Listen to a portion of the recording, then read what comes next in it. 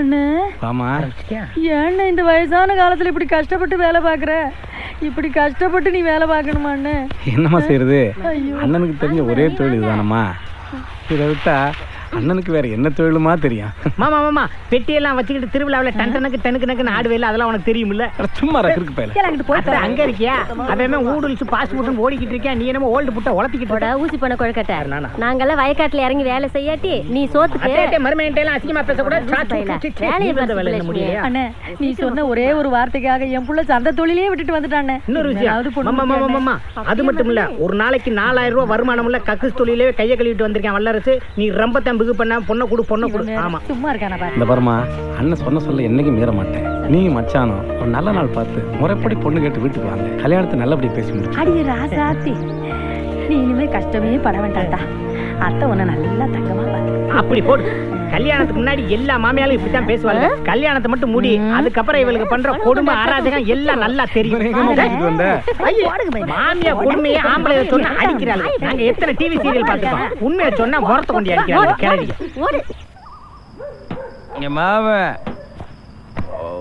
மயம் வல்லரசு ஒன்று சந்தை இடத்த ரேட்டு கட்டுப்படி ஆகாமல் ஒன்று விட்டு வரல மாமே.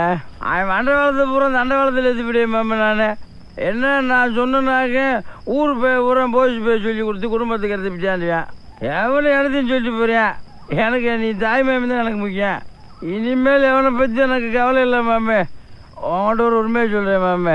அந்த மலைசாமி சாமியார் இருப்பேன், அவன் பிள்ளைன்னு ஒன்று பெற்று வச்சுக்கான் பாரு, நல்லா காடை குஞ்சு எனக்கா. அவன் சந்தைக்குள்ளே வந்தான் மாமே.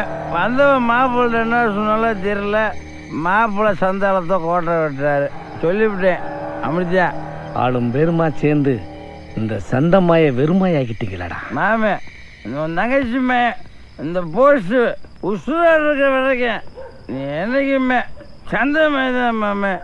இப்படி தாண்டா உன்னை பெத்தவ என் தங்கச்சி என்னை பற்றி பெருமையாக பேசுவா. இதே மாதிரி தாண்டா ஒரு நாள் சந்தை ஏலத்தில் ஒருத்தன் போட்டு கேட்கல அவ என்ன பண்ணா தெரியுமா? ஏண்டா எங்க அண்ணனை எதிர்த்து எப்படிடா நீ ஏற கேட்கலாம்? சொன்னா கேளுமா, பொம்பளையால் தலையிடாத, வெட்டி பிரியம் பாத்துக்க. நீ என்ன வெட்டுறது?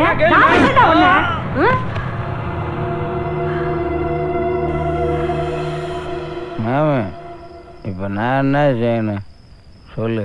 நம்ம சந்தை ஏலம் எடுத்தானே பரமே, அவன் ஒரு கையை மட்டும் வெட்டுறா. இந்த சந்தையும் என் மக வைரச்சிலையும் உணவத்தாண்டா மருமகனே. சொல்றீங்கள வெளிய பாரு, இதே சந்தையில் எத்தனை தலை உருளுதுண்டு.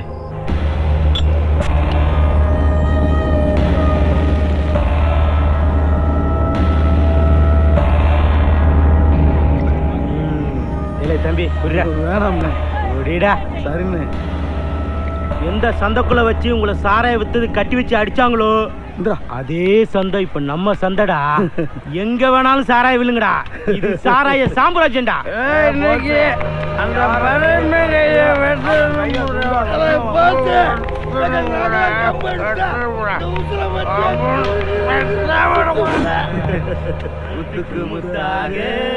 சொத்துக்கு சொத்தாக அண்ணன் தம்பி பிறந்து வந்தோம் ஒண்ணுக்கு ஒண்ணாக. பங்காளி மக்கா வணக்கம்ப்பா. வணக்கம். 3 பேத்தையும் பார்த்தா அந்த கருமாத்தூர் 3 சாமியை பார்த்தது மாதிரி இருக்குப்பா. எந்த சாமிக்கு இந்த ஒத்த மாலையை போடுறது? இது என்னடா கல்லு? எங்க அண்ணனுக்கு போடு. சாமி போடுவா போட்டுருவோம். அந்த கக்கூசை மட்டும் எனக்கு கொடுத்தீங்கடா, ஏதோ கழுவிக்கோ பழிச்சிக்கோ. சந்தோஷம் பங்காளி. வாழ்த்துக்கள் மாப்பிள்ள, சாதிச்சு விட்டீங்க. காலக்கியா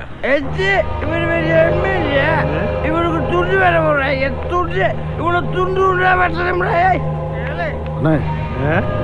ஒரு மார்க்கமா வரானே. கடா தானா சாவுக்கு வருதுடா. ரத்த புலி காட்ட வேண்டியாண்டா. ஒரே வீட்டுல 3 மணி தலை ஊர்ல படி மாப்பு வா. இன்னைக்கு உனக்கு ஆப்பு தாண்டி. மாமி எடுத்துக்கிட்டு மாமி உட்காந்து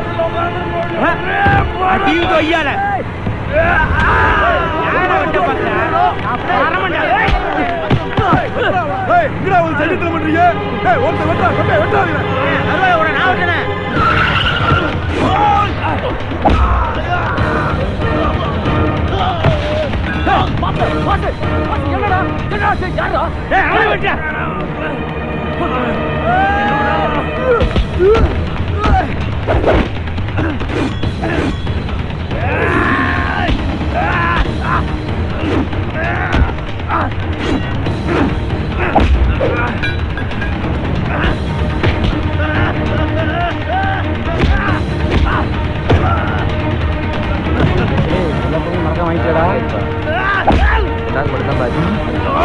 சின்னசாமி அங்க பாரு யாரோ வலசை போட்டு அடிச்சிட்டு இருக்காங்க.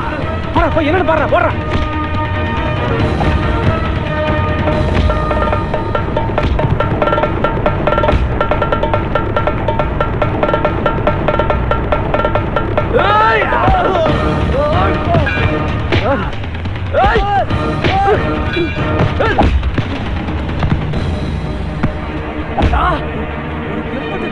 மாப்பிள்ள கையை வச்சுட்டு போங்க.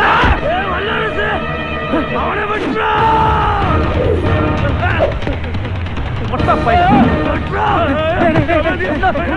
மாப்பிள்ள கையை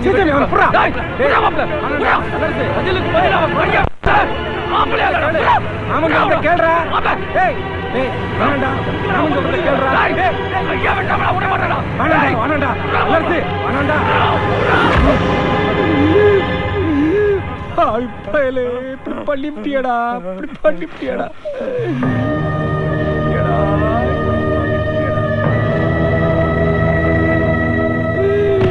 ஒரு பஞ்சமா பாதகத்தை பண்ணிட்டியடா. பாவி பயலே என் தங்கச்சிக்கு நான் என்னடா பதில் சொல்ல போறேன்? நாங்க என்னடா பாவம் பண்ண அப்படி பண்ணிட்டியடா. அழகார பாவி நம்ம குடும்பத்துக்கு நான் என்னடா பதில் சொல்ல போறேன்? இல்ல பாக்குறதுக்கு வந்தாங்க. சரிங்க. அப்புறம் என்னம்மா? இப்போ உனக்கு சந்தோஷமா? நாசமா போன அந்த சந்த தொழில் வேணும்னு தலையை மொழிவிட்டு வந்தேன். என்ன சொன்ன? உன் ஆத்தால கூட்டி கொடுத்துட்டு வந்தேன்னு சொன்ன. இப்போ உன் ஆத்தால மீட்டு கொடுத்துட்டேன். போ அந்த சந்தையை கட்டிட்டு அழு. நான் நிம்மதியா தூக்குல தொங்குறேன். நீ தூக்குல தொங்குறது கடவுளை பெற்று வளர்த்து ஆளாக்குனது. நம்ம சொத்து அழிஞ்சாலும் சரி, என் உசுறு கொடுத்தா உன்னை காப்பாத்துறா. என்ன மன்னிச்சிடா வல்லரசு, மன்னிச்சிடா.